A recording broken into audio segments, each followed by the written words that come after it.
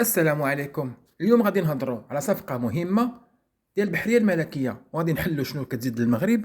في آخر المستجدات، شركة نافانتيا الإسبانية أعلنت بلي أن السفينة الحربية المغربية اللي أطلق عليها اسم الحسن الأول وصلت للمراحل الأخيرة ديال الاختبارات.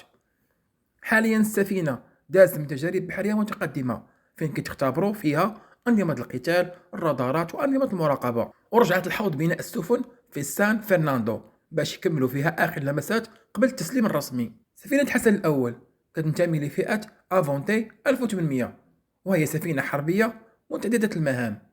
ببساطة ماشي غير سفينة عادية، بل منصة عسكرية كتقدر دير بزاف ديال الحوايج، بحال مراقبة السواحل، محاربة التهريب والهجرة السرية، حماية المصالح الاقتصادية ديال المغرب في المحيط الأطلسي، ومراقبة المصايد في أعالي البحار. من ناحية الحجم، طول ديالها حوالي 87 متر، وكتخدم بطاقم ديال 60 فرد تقريبا. أما التسليح تقدر تكون مجهزة بمدفع رئيسي عيار 76 ملم، أنظمة دفاع حديثة، وإمكانية تركيب صواريخ حسب الحاجة. يعني باختصار سفينة مرنة قوية في نفس الوقت. دابا السؤال المهم، علاش المغرب محتاج بحال هاد السفن؟ الجواب بسيط، المغرب عنده واحد الساحل طويل بزاف، خصوصا في المحيط الأطلسي، وهذا الشيء كيطرح تحديات كبيرة بحال الهجرة الغير النظامية، التهريب، حماية ثروات طبيعية بحال المصايد والغاز والطاقة. وهنا كيبان الدور ديال البحرية الملكية اللي خاصها تكون مجهزة بسفن حديثة وقادرة أنها تراقب هذه المساحات الكبيرة. هاد السفينة غادي تعاون بزاف في هذه المهمة، خصوصا في المناطق الحساسة. هذا المشروع ماشي غير صفقة عادية، راه تعاون مهم بين المغرب وإسبانيا، خصوصا مع شركة نافانتيا اللي معروفة عالميا في بناء السفن الحربية.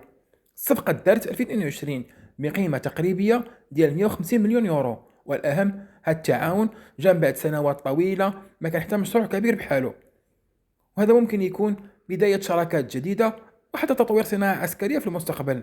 إلا قارنا هاد السفينة مع بعض السفن القديمة غادي نلقاو فرق كبير في التكنولوجيا، أنظمة الرصد، وسرعة الاستجابة.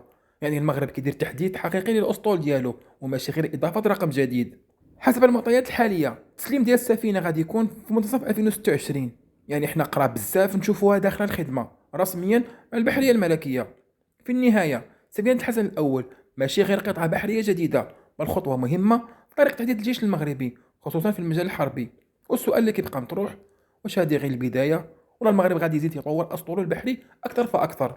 أنا كرأي عندي يجب على المغرب أنه يطور أسطوله البحري، لأن عدد سفن الأو بي في أي سفن حراسة أعالي البحار بقى غير كافية. أيضا عدد الفرقاطات غير كافي. أيضا كنتسناو أنه يكون صفقة غواصات إن شاء الله، يا مع كوريا الجنوبية غندير لكم عليها فيديو، أو مع فرنسا. وأيضا خصنا نزيدوا عدد الطائرات في البحرية الملكية عبر شراء طائرات مروحية وطائرات مضادة للغواصات والمراقبة البحرية. شكرا لكم على المتابعة، دمتم في أمان الله.